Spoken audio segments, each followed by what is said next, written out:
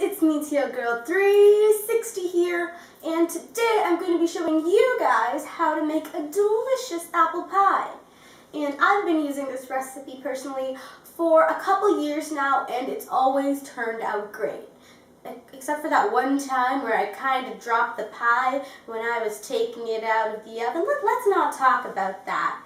But other than that, the pies are always delicious, and they recommend you guys to make them. And if you make them, put ice cream on them. A la mode is always the way to go. But without further ado, let's begin the video and let's start making the apple pie. For the recipe I'm using, you're going to need 5 medium-sized apples. And I chose McIntosh apples because I've been using them since I started making this recipe a couple years ago, because I actually have a McIntosh apple tree in my yard. Another thing you're going to need is 3 cups of all-purpose flour. You'll also need 3/4 cup of white sugar.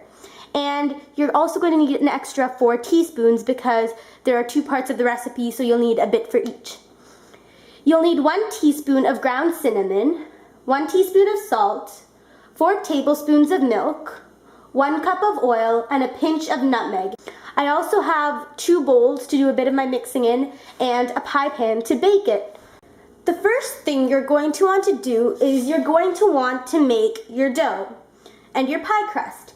And to do that, you're just going to mix in all your flour, your 3 cups of all-purpose flour, then the milk, 4 tablespoons of it.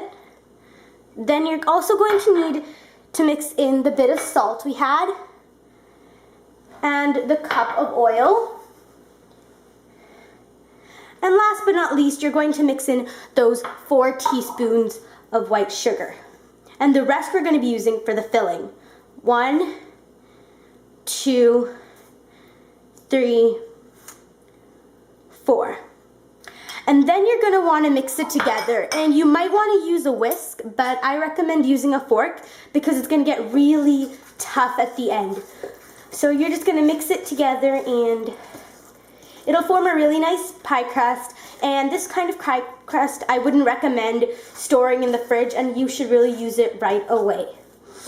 So I'll be back when the pie crust is all mixed into a dough. So far the pie crust hasn't been mixed into a dough consistency yet, but it got super thick, so I decided to use my hands. And what you're going to want to do is you're just going to want to knead it in. Make sure to get all the flour from the sides.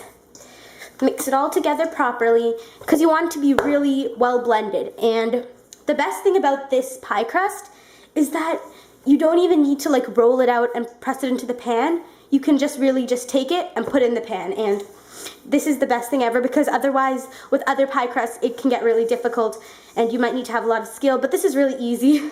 So I think right now is when I'll be back with the properly blended dough. So I've just finished making the crust and I've made it into 2 balls. 1 ball is going to be for the bottom part of the crust, and 1 is going to be what I'm going to put on top after I put in the filling and the apples. So right now I'm going to take 1 ball of the crust and I'm going to set the other side, and I'm going to take my pie pan and I'm going to start pressing the crust into it. And as I said earlier, this pie crust can just be pressed in, and that's why I think it's so perfect.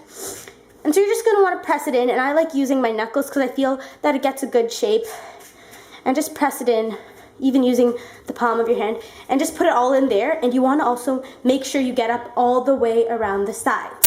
So guys, I've just finished putting the crust into the pan, and it looks really good. Like, I've put the crust all over, made sure it's not too thick, not too thin, and put it on the sides, and even used my knuckles to make a few holes, kind of dimples like in the bottom of it, just to make sure it bakes evenly. So right now we're just going to put this to the side while we start making the filling. For the filling, we're going to use the other bowl, and we are just going to dump in all the rest of the sugar, because the filling is mainly sugar and just the cinnamon. So that 1 teaspoon of cinnamon. Oh, and you cannot forget the nutmeg. Even though it's optional, I think it's really important. Right now I'm just going to be whisking it together with my magical whisk, and it turns a really pretty shade of like burnt sienna. Is that the thing? That's what I see on crayons. They're called weird names like burnt sienna. And you'll just see the cinnamon color showing, and it looks really pretty. And There, we're done. Actually, no, it's more of a tan. It's really light, still looks like sugar, but this is what we're going to need, and this tastes really good because it's just sweet with that little hint of cinnamon and nutmeg. So we're gonna put this to the side, and now we're gonna start cutting and peeling and all the things with the apples. And I just really like to leave the apples for last because they become brown, and even though that doesn't affect the taste at all, it just looks less appealing in my opinion. Plus, it's just easier to leave it for last. So I'm gonna start peeling them and cutting them, and obviously you wanna make sure they're washed first. So guys, I'm back from washing my apples, and now I'm going to start to peel them. And peeling the apples are really easy, and I'm pretty sure they're optional too. You don't really need to peel them, but I've always been peeling them, and I think it just makes the pie a bit less tough to bite into, which I really like. So we're just gonna go ahead and start peeling, and you can peel any way you like. You can use the circle peel and try to get like that longest peel. I sometimes do that. Oh, that wasn't very long. And you can just make these really long apple snakes like this, or you can just go up and down like a potato, like, though it's like lots of motions instead of one fluid motion. And you can just choose how you peel, and they start to brown really quickly. And that's why I left them for last, because I really don't like the browning. But once you've got them peeled, they don't have to be perfect. You're gonna just set it aside for cutting later. And you're just gonna move on and peel all the apples. I've just finished peeling all the apples, and now I'm going to begin to cut them. Just a warning here, if you're not too experienced with knives or you're a young child, I recommend that you get an adult to help. However, I've used knives before in many situations, as well as cutting apples and fruits to make my apple pie. The way I cut the apples is I slice down the middle, then I slice them into quarters, and then what I do is I just slice diagonally to get out all the core and stuff. But you want to be very careful with it. And you're just going to want to remove all this, because you don't want apple seeds. You don't want apple seed coverings in your apple pie because it doesn't taste nice. And did you know that if you ate a lot of apple seeds, you could actually die, because apple seeds are poisonous. But they're only poisonous in large amounts. So don't worry if you've just eaten 5 or 6, it's not too bad. But you're just going to want to continue slicing until they're all the seeds and the core and everything is gone. And just put it to the side. Then what you're going to want to do is you're going to want to slice it thinly. You're going to want to slice it about a ½ centimeter thick, just to make sure it's super tender and it's not too thick pieces for your pie. And this can be a bit tricky, but I think you guys can do it. Then just continue slicing all 5 of your apples. Now I'm going to preheat the oven. I'm going to preheat the oven to 450 degrees Fahrenheit. There we are. And I'm just going to click start. And now we wait. But while we wait, we can start working on filling our pie. So now I'm going to begin layering the pie crust with the delicious apples and the yummy filling.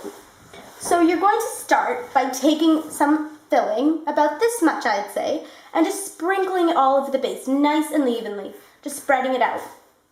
And you can even be a bit more generous, and it's really your decision. Then you're going to start and put a layer of apple slices. And you're just going to layer them about like this, like this. Just take them and layer them. And once you're finished one layer, you're going to continue on layering them. And that's going to make it so even and delicious, and this might take a while, but it's so worth it. And you're just going to continue layering them. And once you've got a layer, we're just going to take the delicious filling and sprinkle some more. And by the end of this, you should have no layers. You should have a lot of layers, and you'll have no apple slices or filling left. So I've just finished layering all the apples into the pie with the filling, and now we're going to encase the pie in the rest of the pie crust, which we have. So because you don't have to roll it out with a rolling pin like other crust, you can just really press it on top. It kind of sounds weird and it's kind of hard to explain, but you just want to scramble it, kind of like sprinkle it on top. It's weird because when you push it together, it starts to form form together, so just sprinkle all of it on top. And then after you've finished sprinkling, you can just pat it down a lot. all the sprinkles. It's raining pie crust. That would actually be really good. I'd be happy if it was raining pie crust. I'd be able to make a lot of pies. But that delayed laugh though. Anyway, yeah, we're gonna continue just finishing off with all the dough we have. And you want to make sure the top layer isn't too thick. Like if it's too thick, it's not going to cook well. So if you have extra pie dough, you just want to make sure just to like maybe put it somewhere. But you want to use it like almost immediately. So maybe make another pie. Hey, it's an excuse. Make another pie. And goodness, I'm getting all the pie crust everywhere. But as you can see, it's starting to form together. And oh, it's so nice. It's so satisfying. And I'm just patting it down, and you can see a few pieces of apple popping out through the top, but that's not too bad. But you still want to cover it a bit with a bit more dough. And right now is the time where you can form it. So just form it the way you want it to look like. Pat it down here, puff it up there. It's really your choice. But something you want to do is you want to make sure that you're pushing in the edges, because you want to make sure that the edges are secure and nice. Because that just adds to the aesthetics of it. And once you're done, I think I'm almost done. I might make a few more adjustments, but once you're just about done, you can just set it off to the side and wait for your oven to finish preheating. Once your oven is heated to the correct temperature, which is 450 degrees, you're going to open it up and pop in your pie. And you're going to cook your pie for 10 minutes at 450 degrees. After 10 minutes, you're going to lower the heat from 450 to only 350. And then you're going to cook it for an additional 30 minutes. This is my pie. My pie is amazing. Right now my house is filled with the yummy scents of the apple pie. And I only have about 4 minutes left until I can taste such deliciousness.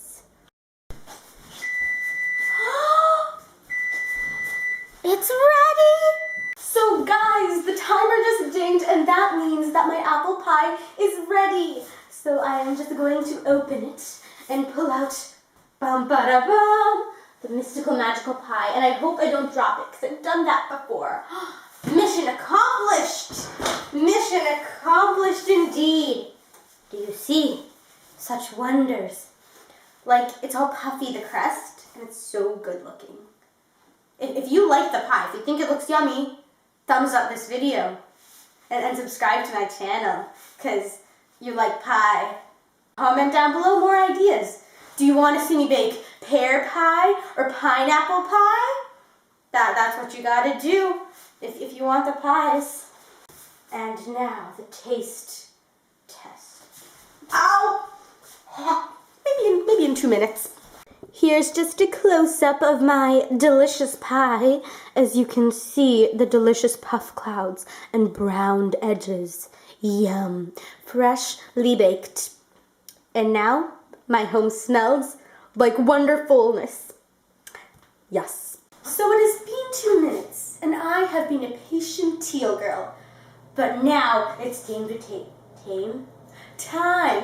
my pie. Cheers! I really like it because even though this type of pie isn't so firm, it's just really good because the softness just brings it all together and it tastes so yum. So I hope you guys enjoyed this video as much as I did, and I hope you enjoyed as much as I'm going to enjoy devouring this pie. So all I can say right now is don't forget to smile bright. And wait, look at this. This was one of the things I got for Secret Santa in my class. It's a Smile Bright board! Yeah, Smile Bright.